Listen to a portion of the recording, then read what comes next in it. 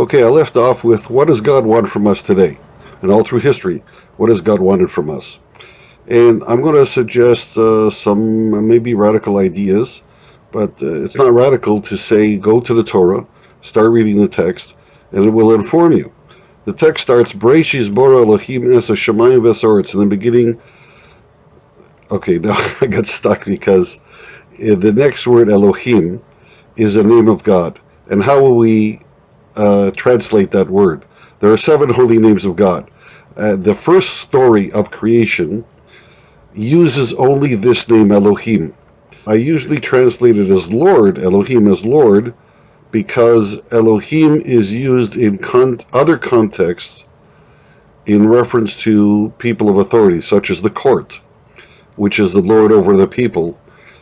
They make the laws and judge the rules, etc. So, and then there's also idols, are referred to as Elohim Achirim, other forces, other lords that people pay homage to. So the word Elohim is used in other contexts, but because it starts off Bereshis bara Elohim, this is the story of creation. In the beginning, he created. Who created? Well, the Creator created.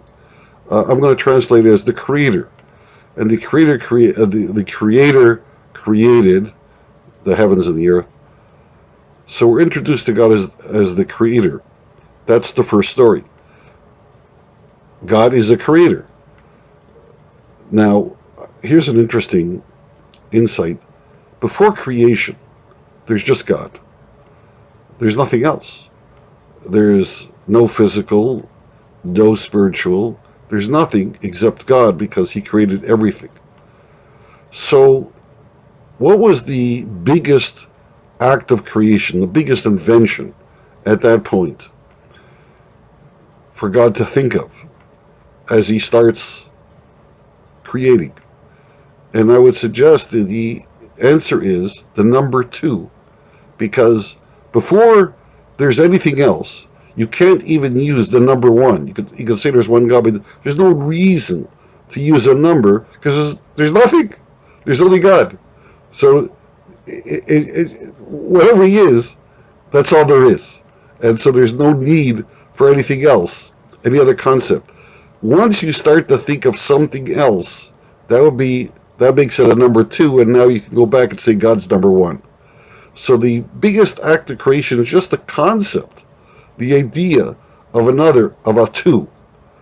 And in fact, that is the way the Torah starts, because the Hebrew letters are used for numbers. We don't have separate in Hebrew, the original Torah. We use letters to signify numbers, and the first, it's Aleph Bet, Alpha, Beta, A, B. The first letter stands for 1. The second letter stands for 2.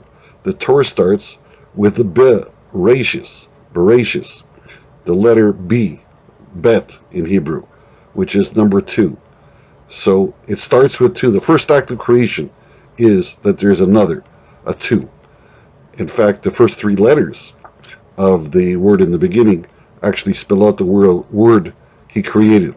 So the act of creation involves very first thing, number 2. Okay, so God is a creator. So God creates. He's a creator, so He's creating. He creates light, He creates space, He creates plant life, animal life, planets, stars, the whole Megillah. But if you're a creator, what is the most creative thing that you can create? And that would be something that itself can create. So there's a progression here of not only creating, but creating things that can themselves create. Because after setting up the light and the space, the sky, and the earth, physical matter, and physical forces, etc., then you get plant life. And plant life, it recreates itself, but it can't move. Then you have animal life that also creates babies and more autonomous beings that are able to move on their own. And so that is another level of creation. And then humanity is the next stage, because we can create something of an even higher order. It's not children. I mean, we do that, but animals do that too. But we create ideas, concepts, relationships. We analyze. We find solutions. We create problems.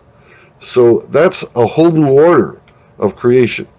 And so what I'm going to suggest is that God simply wants us to have, we are the final crown of his creative achievement, except that we can continue to create. So that crown is still growing.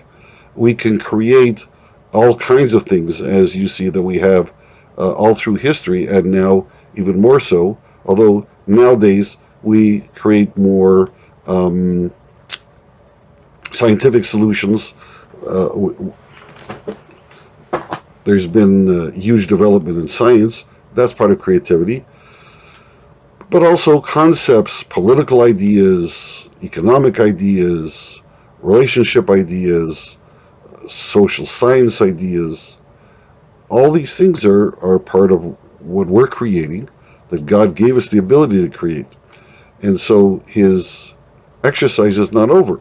Now, the Torah teaches us that after you die, you go to heaven. I would suggest that you don't stop creating.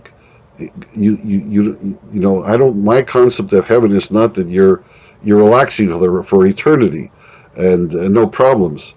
That there will be a whole new level of existence that will continue to give you an opportunity to create at a level that we can't even imagine. That's why nobody comes back from the dead. We wouldn't know what to ask them or speak to them about.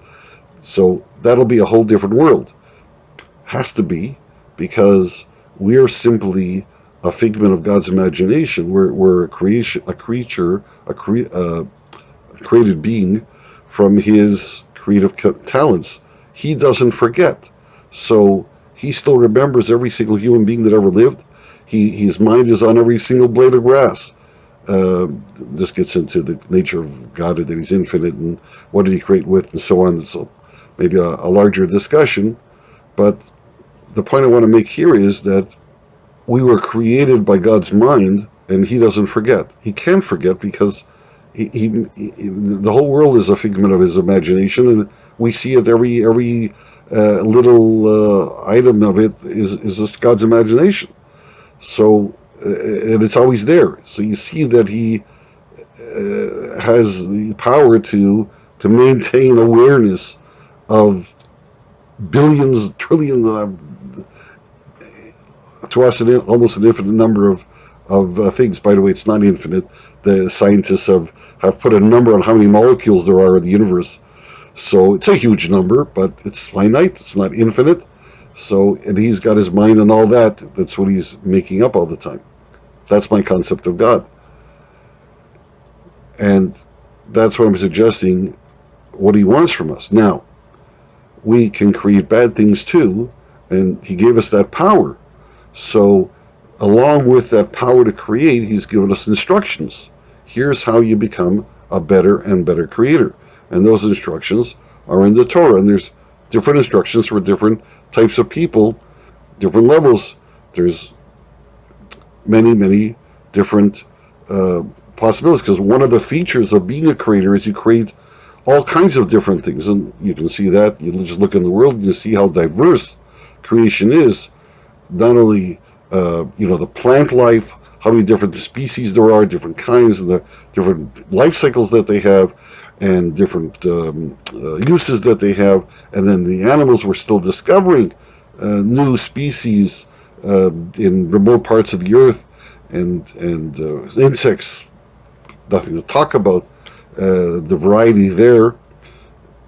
March of the Penguins, a movie about penguin life in Antarctica, is just an amazing insight into the diversity of life and all the different features of life that God created.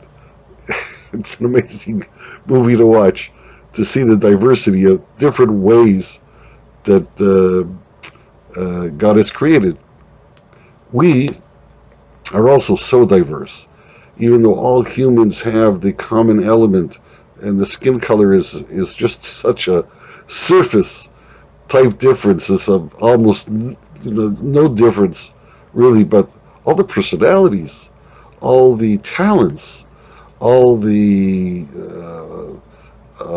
emotions and needs and environments in which we find ourselves, not only physical but social environments, and we respond to those. Phenomenal.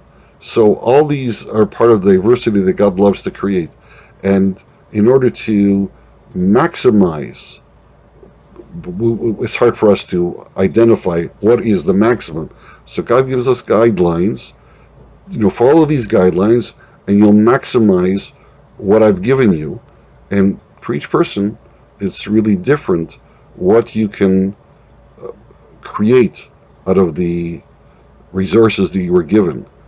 And that's the goal. Part of the goal is finding that maximum. Part of the goal is finding that maximum.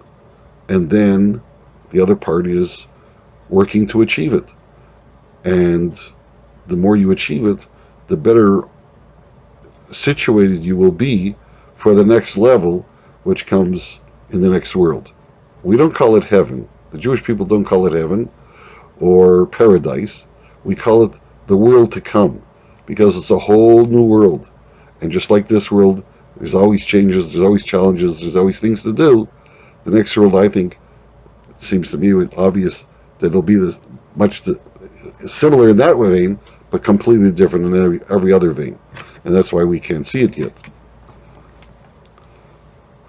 Okay, so the names of God, maybe that'll be a good topic for next time.